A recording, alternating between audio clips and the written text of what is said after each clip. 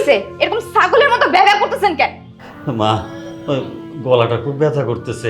তোমার যে কইছিলাম একটু গরম পানি করে দিতে, হইছে মা?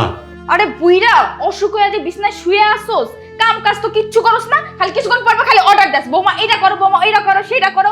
এই তোর পোলাকে আমার বিয়া করে আনছে এই জায়গায় চাকরানি করার লেগা? হ্যাঁ, আমি কি তোকে দাসী বান্দি হইছি? তোকে সব ফরমাইশ খাটবো? আমি আর কোনো কাজ করতে পারবো না, নিজের কাজ নিজে করে খাবি। আমার জ্বালায় খায় ফেললো, কোনো জায়গায় শান্তি পাই না আমি। মুন্ডা চাই যেন গলাটা টিপে তুমি মাইরা ফেলি, মারতেও তো পারবো না, মারলে তো আমার নিজেরই জেলে যাইতে হইব, তাই না? ধ্যাৎ।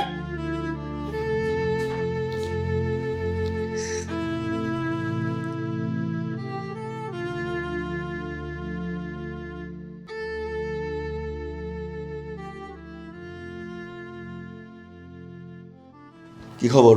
মন মেজাজ খারাপ নাকি? বসে আছো যে চুপচাপ? মন মেজাজ খারাপ থাকবে না তো কি থাকবে? তোমার বাবার জ্বালায় কি শান্তিতে থাকা যায়? হ্যাঁ, কি বলো, বাবা আবার কি করলো? বাবা কি করলো?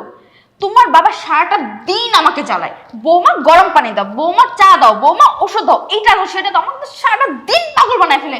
আমি জাস্ট অতিষ্ঠ হয়ে যাইতেছি। আচ্ছা যাক, শোনো, তোমার একটা কথা বলি। হ্যাঁ, তুমি না বাবার বৃদ্ধাশ্রমে রেখে আসো। কি বলো, তাই বলে বৃদ্ধাশ্রম? দেখো, বাবার অসুখের পিছনে, তার ওষুধের পিছনে এত টাকা খরচ যায়, এটা অযথা খরচ না। আর আমাদের তো একটা ভবিষ্যৎ আছে, বলো, আমাদের তো ছেলে মেয়ে হবে, তাদের ফিউচার আছে।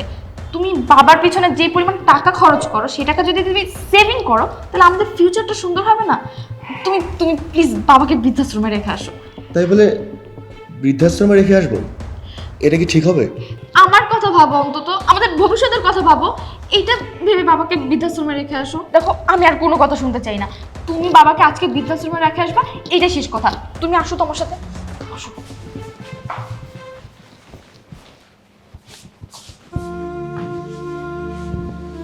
বাবা ওঠো। কই লইয়া যাস? বাবা তুমি বৃদ্ধাশ্রমে থাকবা। হ্যাঁ, এদি কি কস বাবা? আমি তো ঘরে সারা কোনোদিন থাকি নাই, আমারে নিয়ে যাইস না বাবা। দেখো বাবা, এত কথা বলো না। তুমি এই বাড়িতে থাকার কারণে আমাদের দুজনের মধ্যে সমস্যা হচ্ছে, আমাদের সংসারে অশান্তি সৃষ্টি হচ্ছে। তুমি তোমার বৌমাকে একটু পর বলো ওষুধ দে, একটু পর বলো পানি দে, এটা দাও ওটা দাও, এতে আমাদের সংসারে অশান্তি সৃষ্টি হচ্ছে। তুমি চলো। বাবা, বাবা আমার লইয়া যাইস না বাবা। ওঠো। দাঁড়াও, তোমরা কি করতেছো? একটা বয়স্ক লোককে বাসা থেকে বের করে দিতেছো, বৃদ্ধাশ্রমে দিয়ে আসতেছো। মানে তোমাদের ভিতরে কি মনুষ্যত্ববোধ বলতে কিচ্ছু নাই?